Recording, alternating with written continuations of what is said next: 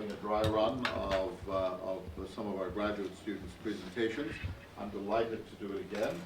And as I always do, I'm going to turn it over to Professor John Walbridge, who is a former chair of the Department of Near Eastern Languages and Cultures, is a professor there, is former director of the Middle East and Islamic Studies program at Indiana University, and an adjunct professor, I think, in the philosophy department, and a very the chair of the CSME Executive Committee, and a very dear friend and honored colleague. Ladies and gentlemen, Professor John Walbridge. Well, thank you very much for coming. Let me first thank Mr. Strabati for this excellent lunch, which is a considerable improvement over my usual peanut butter, cheese, and bread lunch. Okay, I'd like, first of all, to introduce the first speaker. Alexander Shepard is a doctoral candidate in the Department of Near Eastern Languages and Cultures. He has been working for several years on toward a dissertation on Shiite leadership, and particularly the question of the relationship between religious and political authority. So today he will be giving a talk entitled Al-Kulayni, Sectarian Politics. We will no doubt tell you more about Al-Kulayni, but this is the earliest collection of, the earliest standard collection of Shiite Hadith, and is full of all manner of interesting things, which Alex is about to tell us about. Well, thank you very much for that introduction, Dr. Walbridge. Well, thank you to CSME, to Dr. Strabati and Dr. Carl Pearson for making this possible. So Islam, as all of you probably know, is mostly divided between Sunni Islam and Shiite Islam. Sunnis and Shiite, as it is commonly articulated, evolved over a simple political dispute over the proper succession to the Prophet Muhammad after his death. However, theories of leadership in Shiite and in Sunni Islam became vastly diversified in the centuries following the Prophet's death. The point of this paper is to understand the genesis of the ontological nature of the imamate in 12-verse Shiite Islam. Essentially, it is something of a midway or compromise position between a moderate Zaydi position on one side and the Ghuluv or extremist position on the other. At first, an explanation of terminology. Who are the Zaydis? Who are the Ghuluv? The Zaydis are a branch of Shiite Islam, theologically close to the Sunni branch, which today is dominant in the country of Yemen, who follow Zayd ibn Ali, who was the son of the fourth Imam in the 12-verse Shiite tradition, and who led an unsuccessful revolt against the ruling Umayyad dynasty. On the other extreme are the Ghuluv, or extremist Shiites, that literally believe that Imam Ali or some other members of the Prophet's family are quite literally God incarnate, or exist as prophets, or are divine in some way, shape, or form. Now, to understand the Shiite conception of the imamate, it's necessary to understand the concept of Qana'iyya, which can roughly be translated as vicegerency.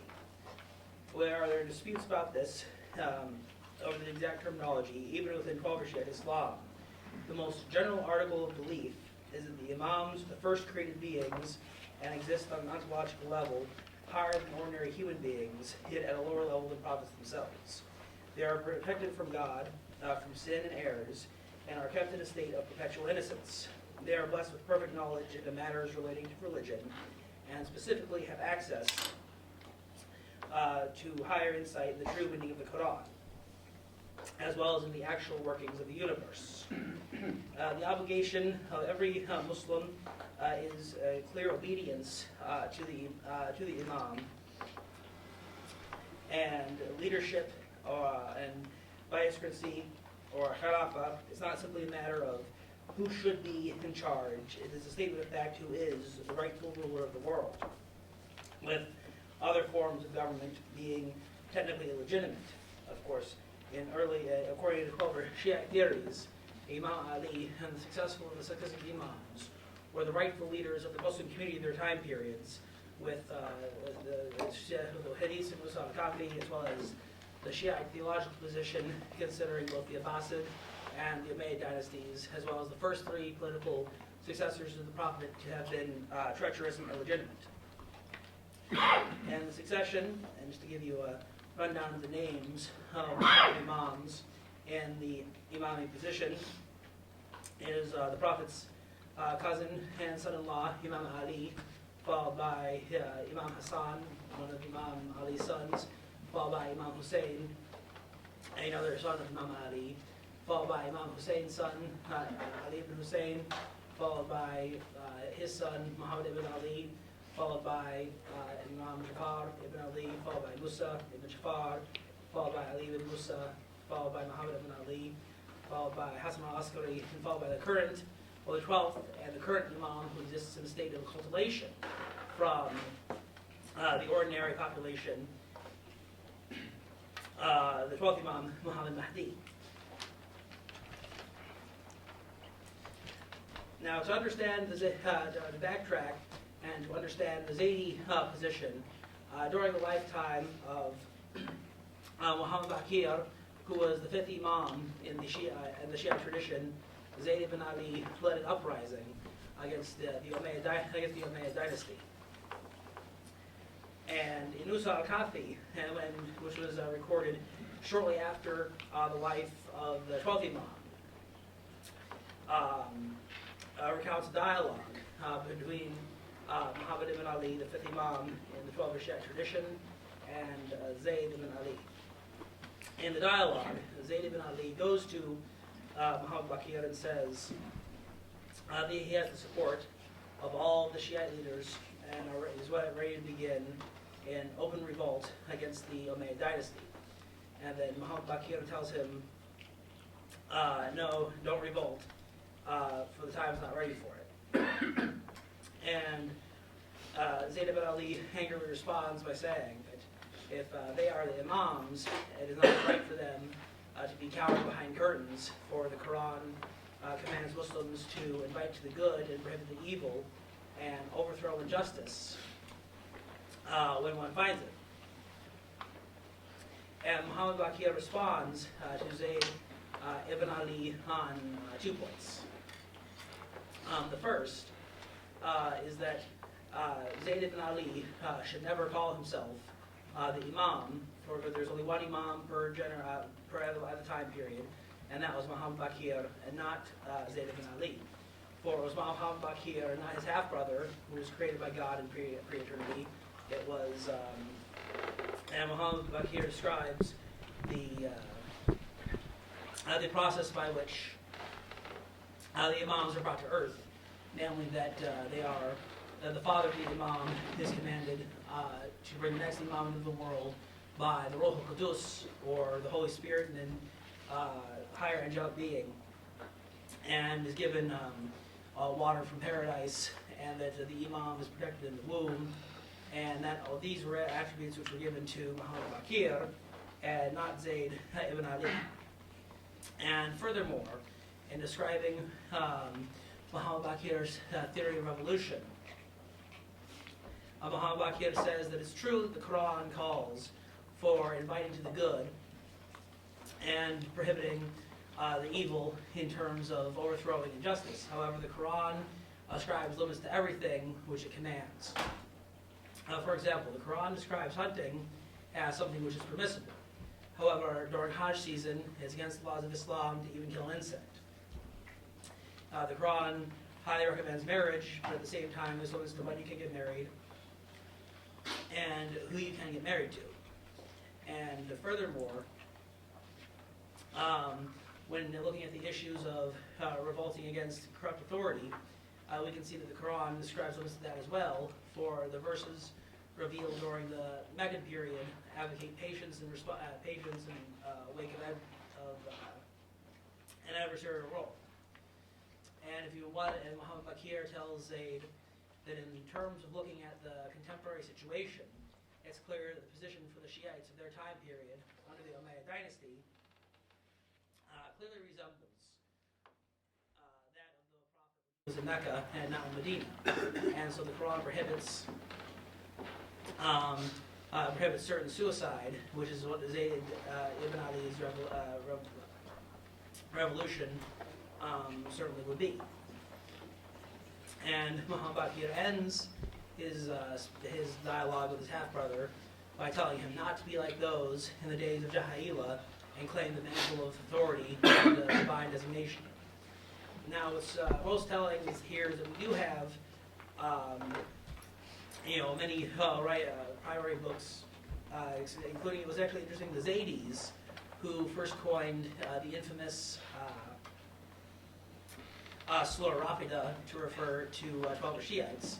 For we have an old book written even before Usul al-Kafi called Kitab al-Rafida, which is the works of Zaydi authors who bring many of these exact points against the imams who would become the imams in the Twelver tradition, specifically condemning the followers of Muhammad Baqir and Jafar as-Sadiq and Musa bin Jafar, specifically condemning them for their refusals to engage in armed insurrection, and articles by the Zaydis, the Kitab al-Rafida specifically charges those who become 12 Shiites as being polytheists, saying that, well, the imamate is polytheism, the imamate is a continuation of the prophethood, and they don't have any criteria to differentiate their imamate from all these literally dozens or hundreds of other imamate claimers in the same tradition.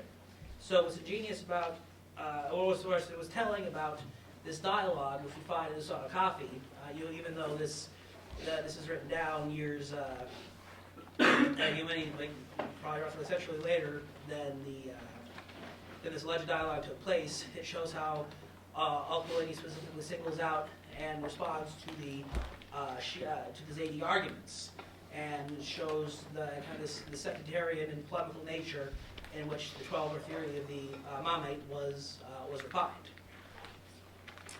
And now moving on now to the other extreme, the extreme of Ghuluw Shi'ism.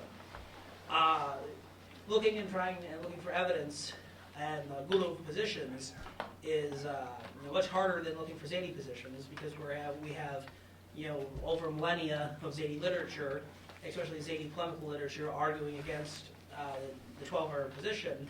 The Ghuluw, the articles we collected from them comes primarily from heresiographers, both in the Sunni and Shiite positions, and also in anthropological evidence gathered from researchers and missionaries looking at some isolated communities, such as the Alawites, the party associated with Bashar al-Assad in Syria, as well as the Al-Haq in Iranian Kurdistan, isolated groups who, and the evidence from this is that these groups actually literally do deify Imam Ali. And even though some scholars, like Amir Muwazi, hints at this in his book, The Divine God in Early Shi'ism, that maybe the Ghuluw were an exaggeration, because in looking at a lot of Ghuluw theories of Imam Ali's divinity, it appears like it could be just simply a misreading or a misunderstanding of Shiite esotericism. But because of these stories which have been collected, and because of the harsh response we received in Usul al-Kafi against this extremist position, it shows that this was enough serious issue that the early 12er community had to grapple with, and seeing how precisely this distinctive theories of the Shiite theories of the Imamate leadership formed in this framework. And now just to look at some of these stories which have been collected from modern anthropologists, and of course, the most authoritative book on the subject is Matthew Musa in his book published through Syracuse University Press called about extremist Shiites. Is that amongst the Al-Haq in Kurdistan, they have a story where Imam Ali God, the form of Ali, comes to Adam in the Garden of Eden, and Adam asks God in Ali's form, well, how can you be God and man at the same time? And then Ali, or God, responds by saying that he's God, he can do whatever he wants, he can take whatever form he chooses, and says that one day he'll return to earth and tell his progeny to keep watch for him. So Adam tells Seth, who passes it on to Enoch, and down the line until it finally gets to the Prophet Muhammad, who sees Ali coming towards him on the form of a horse, and then the Prophet realizes the prophecy's been fulfilled, and that God has in fact returned to earth. And similarly, they have a story where during the night journey, the Prophet's ascension to heaven, he approaches a palace with Imam Ali in it, and Imam Ali gives him a bowl to drink, and after drinking it several times, the Prophet realizes that Ali is God, and he has to call people to worship Ali on earth.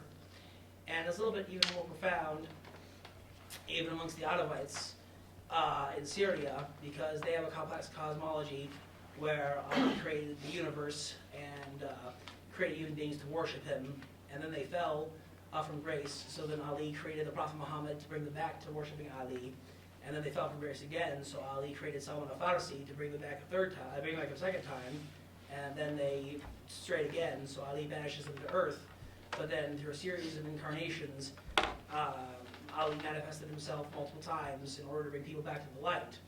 And in their reading of the famous event of Hadiths, which was a story counted both in Sunni and Shiite books, where the Prophet takes a rest on his way back from his last Hajj, and he proclaims Ali to be his successor. In the Alawite reading of events, the Prophet proclaims Ali is God incarnate, and then Ali turns into a silhouette of light and turns those who doubt him into toads. And so now this is a little bit, like I said, this is a little bit more of a problematic issue to study, given how we have this mostly heresiographical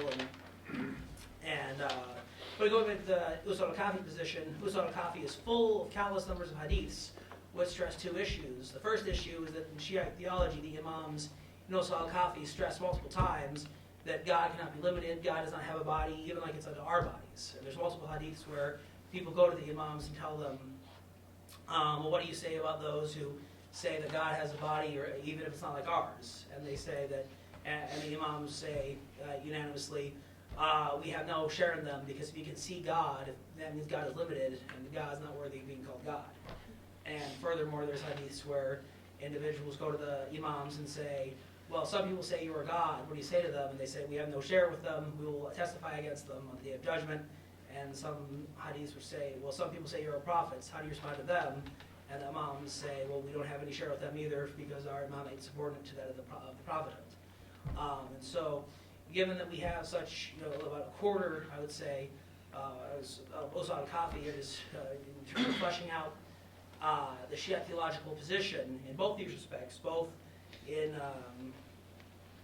against the Guluv position in terms of advocating for the absolute transcendence of God, and the Imams denying any share in the divinity, shows that this subject was a serious enough threat to be considered, and it once again shows this highly polemical and sectarian nature in which the 12 theory of the imamate developed. And like I said, thank you all again for coming out.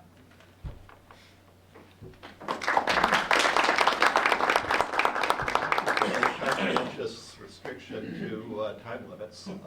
I will confess to a certain affection for Zayd ibn Ali. So he was the subject of my senior thesis, deep in the last century.